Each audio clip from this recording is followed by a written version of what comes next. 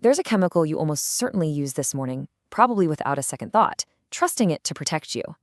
But what if that protection has a hidden cost? In this explainer, we are going to unpack the really surprising double-edged story of fluoride. So let's just start with this number, 1,100 parts per million. Seriously, go ahead and check the back of your toothpaste tube later. I bet there's a pretty good chance you're going to find this exact concentration. It's a very carefully chosen dose of fluoride, designed specifically for your teeth. But okay, what does that number really mean for your overall health? Well, as we're about to see, the story of fluoride isn't simple at all. It's actually a super delicate balancing act between some pretty powerful protection and, some potential risk. So, to really get a grip on this balance, we first have to look at just how common fluoride is. You might be kind of surprised where it pops up. See, it's not just in your toothpaste. We actually intentionally add it to public drinking water. It's used in school programs, and you can even get it as a supplement, but here's the part you really got to pay attention to. The concentration in each of these sources is vastly different. And that difference, well, that's everything. All right, so let's talk about why fluoride is so common in the first place. It all comes down to its incredible power as a karyostatic, which is just a fancy way of saying it's amazing at fighting cavities. And here's the really cool part. Fluoride doesn't just, clean your teeth. It actually works its magic while your teeth are developing, getting baked right into the enamel. Think of it like adding steel rebar to concrete. It makes the whole structure fundamentally stronger and way more resistant to decay, right from the inside out. And this is basically the play-by-play of how that shield works. So first, fluoride gets deposited into your teeth over time. Then it concentrates right there in the outer enamel, creating this awesome protective barrier. And the result? Well, that shield makes your teeth a lot less vulnerable to the acids that cause all that nasty decay. But this is where the story takes a big turn.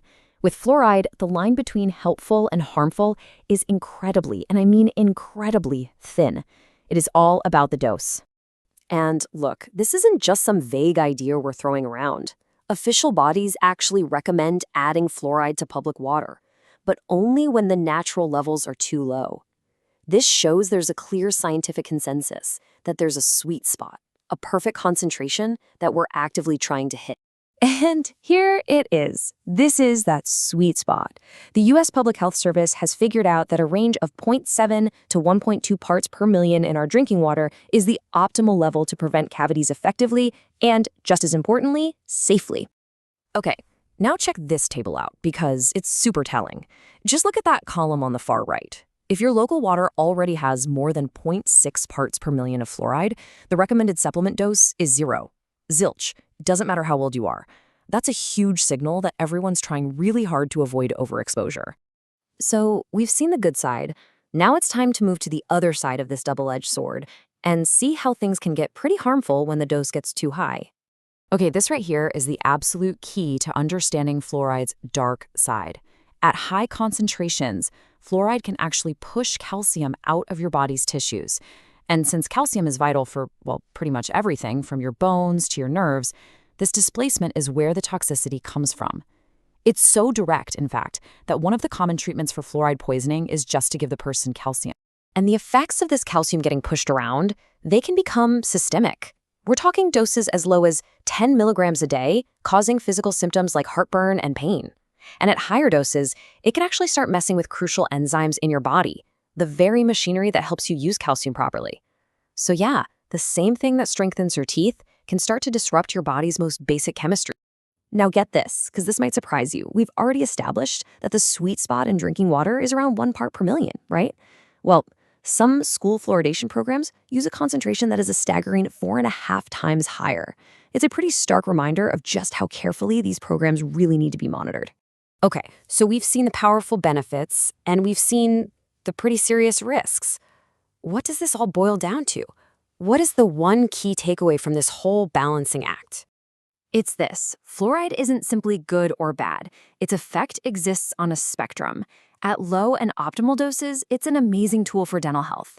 But once you get to high doses, the risk of negative health effects goes way up. It is 100% dependent on the concentration. Now, your body isn't totally defenseless here. It has a natural system for filtering out excess fluoride through your kidneys. But this system has its limits.